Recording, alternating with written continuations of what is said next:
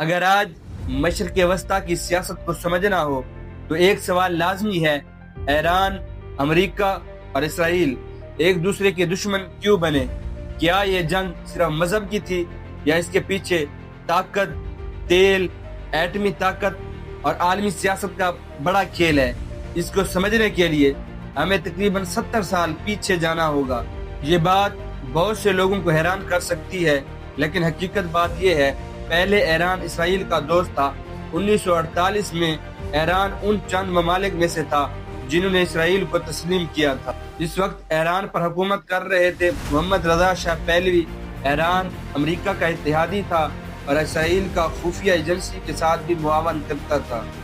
دونوں ممالک سیکیورٹی اور انٹیلیجنس شیئر کرتے تھے، لیکن ایک وقت ایسا آیا، ایک ایسا واقعہ ہوا جس نے سب کچھ بدل کر رکھ دیا۔ 1979 میں ایران میں ایک بہت بڑا انقلاب آیا جسے ایرانیہ ریولیوشن کا نام دیا گیا، اور اس کی قیادت روح اللہ خمینی نے کی، جو کہ بہت بہادر انسان تھے۔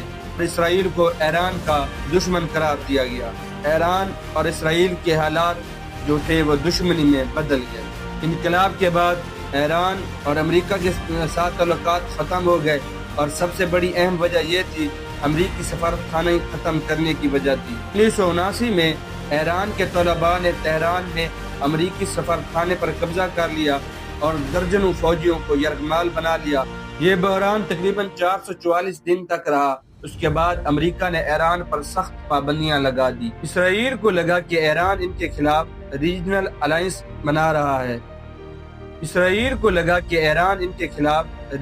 الائنس بنا رہا ہے۔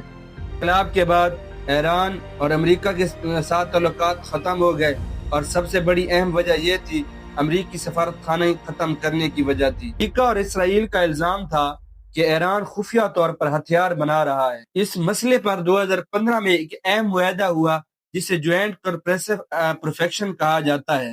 اس معاہدے میں ایران نے اپنے نیوکلیئر نظام کو محدود کرنے پر رضامندی کا اظہار کیا، لیکن بعد میں امریکہ اس معاہدے سے پھر نکل گیا اور کشیدگی پھر بڑھنے لگ گئی۔ اسرائیل نے ایران کے کئی نیوکلیئر ٹیسٹ کو نشانہ بنایا، جبکہ ایران نے اس کے تعاقب میں میزائل داغے۔ 2026 میں حالات مزید خراب ہو گئے۔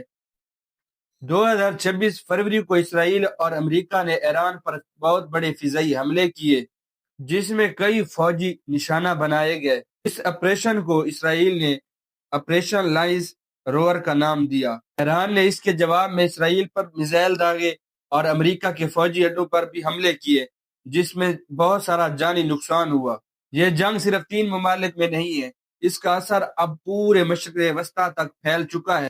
لبنان، عراق، شام اور خلیجی ممالک، حتیٰ کہ آبنائے حرم بھی اس کے اندر شامل ہو چکا ہے، جس کے اندر بہت سا تیل گزرتا تھا۔